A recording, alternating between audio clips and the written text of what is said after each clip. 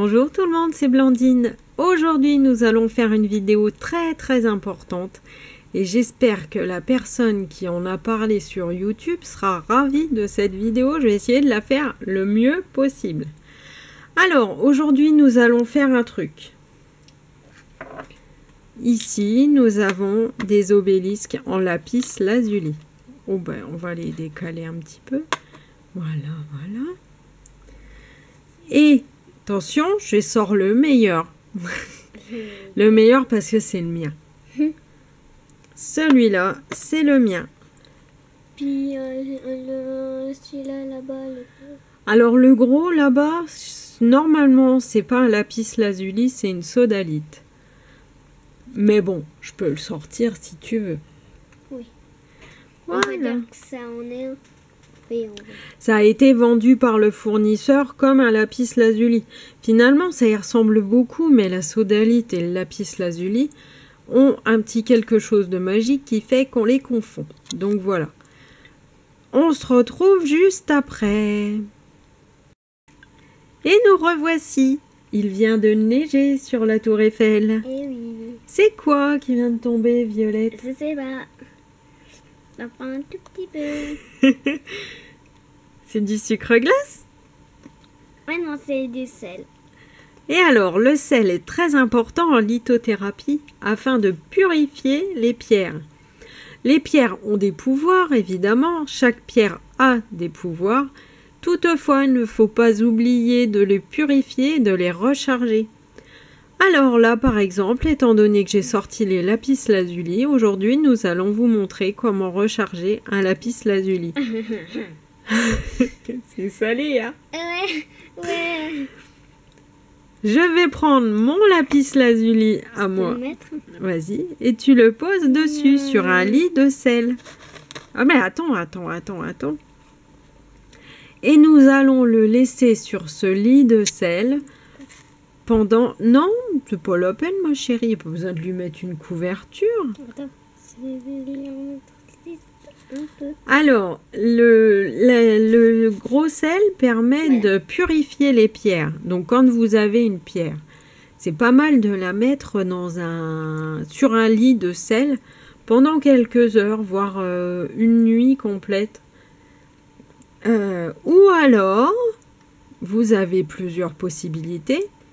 Vous pouvez également plonger votre pierre dans de l'eau non calcaire. Et si possible, on vous parle d'eau déminéralisée. C'est pas forcément facile à avoir. Sauf si vous avez un sèche-linge, il y a un récupérateur d'eau. C'est de l'eau déminéralisée. Moi, chez moi, il n'y a pas ça. Donc, du coup, je vais vous montrer comment je fais. Nous revoici au même endroit. Nous n'avons plus le plateau avec le sel parce que là, on va s'occuper des pierres et de leur purification sans avoir besoin de sel. Alors, attendez 2 petites secondes. Attends, on prend le gros. Attends. Tu vas déjà me donner l'eau. J'aurais pu l'ouvrir avant parce que... T'arrives à l'ouvrir ou pas? Mon assistante est là, mais va-t-elle réussir? Ah, j'ai réussi. Alors, Je suis trop forte. alors, pour purifier un lapis lazuli, vous pouvez le mettre dans un récipient. Je suis désolée, c'est un petit peu artisanal comme vidéo. Contrairement à certaines personnes, je n'ai pas de studio, je n'ai pas de monteur, j'ai pas tout ça, donc... Et voilà, on met de l'eau minérale. Alors moi, c'est de l'eau de source. Je vais vous montrer, de toute façon, ça coûte pas cher. C'est de la cristalline, la source Aurel. Touc.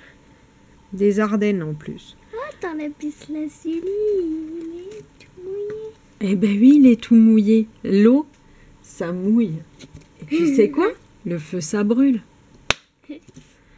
Tiens, ma chérie, tu reprends ça. Donc, j'ai mon assistante. alias Violette, ma fille de 6 ans, qui est assez passionnée des pierres. Oui. Et qui m'aide à faire les vidéos à chaque fois. Donc le lapis lazuli, pour le purifier, vous pouvez le mettre sur un lit de gros sel pendant quelques heures et dans de l'eau distillée. Ou pas les deux en même temps parce que sinon ça fond, c'est pas génial. Ou alors dans de l'eau distillée pendant quelques heures. Et de l'eau non calcaire. Et surtout pas de l'eau du robinet, parce qu'en plus d'être calcaire, l'eau du robinet est chargée en chlore, en pesticides, même si la dose est minimale. C'est pas recommandé. Donc un peu d'eau du robinet, non. Par contre, un peu d'eau en bouteille, évidemment que oui. Et vous le laissez le plus longtemps possible. Une nuit, c'est pas mal. Exactement le bon temps, oui. Voilà, quand on me demande combien de temps, au moins 2 heures. 1 ou 2 heures, et sinon toute une nuit. C'est pas gênant. Voilà, on se retrouvera après pour la suite. Le bain du lapis lazuli est terminé. Effectivement, je ne l'ai pas laissé très longtemps. Je l'ai juste laissé le temps de faire la vidéo, mais il y retournera tranquillement un petit peu plus tard. Alors, le lapis lazuli se purifie donc sur un lit de gros sel pendant plusieurs heures, dans de l'eau distillée ou de l'eau de source, mais surtout de l'eau non salée. Et si possible, non calcaire. Donc pas de l'eau du robinet, de l'eau minérale. Le rechargement du lapis lazuli se fait également sur un amas de quartz. Ça, je peux pas vous montrer parce que du quartz, j'en ai pas. Donc du coup, on va faire autrement. Et le lapis lazuli se recharge facilement à la lumière du soleil. Moi, je le mets toutes les nuits de pleine lune à la fenêtre et il profite des rayons de la lune. C'est une lumière moins agressive que la lumière du soleil, mais bon, en ce moment, on est quand même en automne. Le soleil brûle pas, hein, donc il n'y a pas de danger. On peut le laisser simplement aux rayons de la lune ou aux rayons du soleil le matin. Voilà, si c'est pas trop fort, pour pas dégrader les couleurs des pierres, tout simplement. Alors, ensuite, il y a Violette qui a quelque chose à nous dire. Non. Non?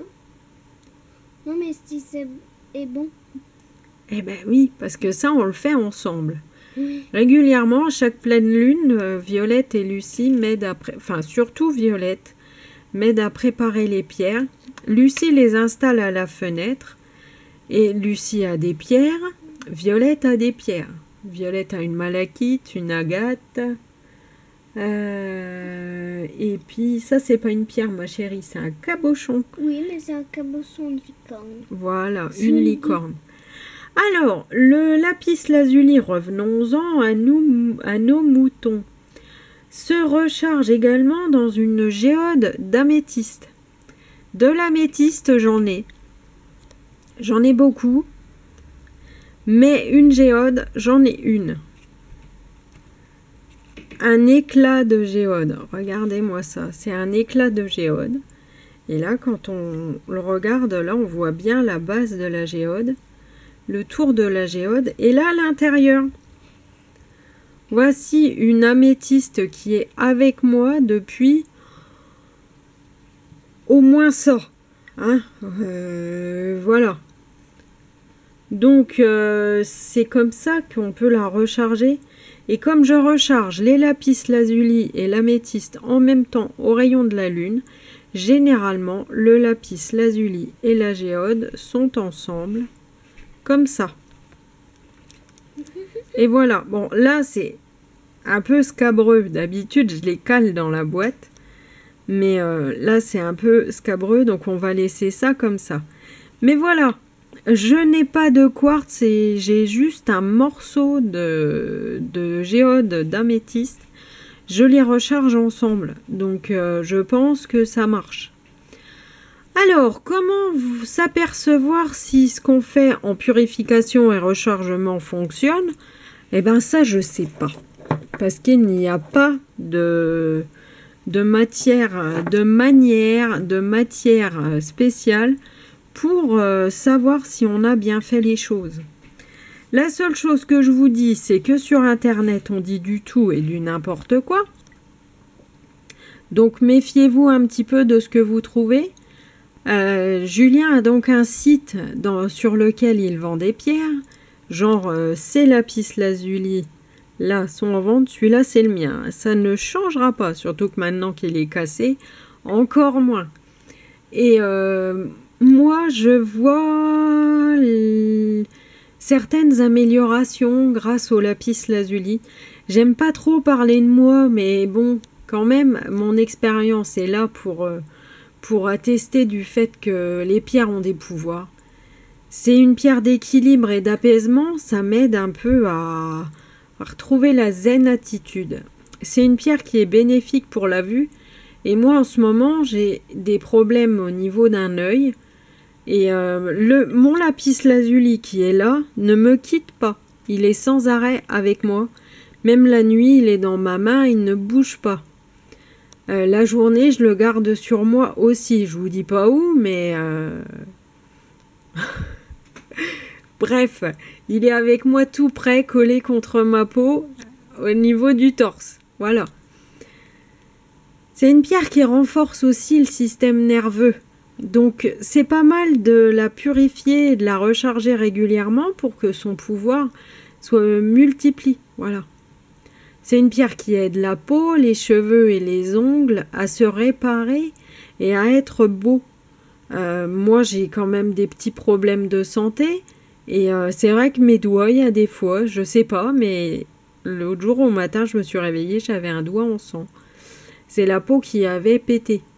J'ai des problèmes d'acouphènes, donc c'est vrai que le lapis lazuli, je le garde aussi à côté de moi pour m'aider pour les acouphènes. Violette est en panique parce qu'il n'y a plus de piles. J'espère que la fin de la vidéo sera potable. Au cas où, excusez-moi, mais il n'y a plus de piles dans mon appareil photo. Donc voilà, moi je les recharge comme je vous ai montré dans ma vidéo.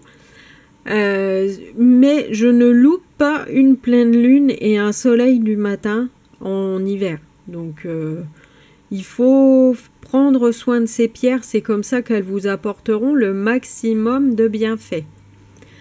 Moi, en attendant, je vous remercie beaucoup d'avoir regardé cette vidéo et je vous remercie en général pour le nombre de vues que mes vidéos sur les pierres font. Ça me fait extrêmement plaisir.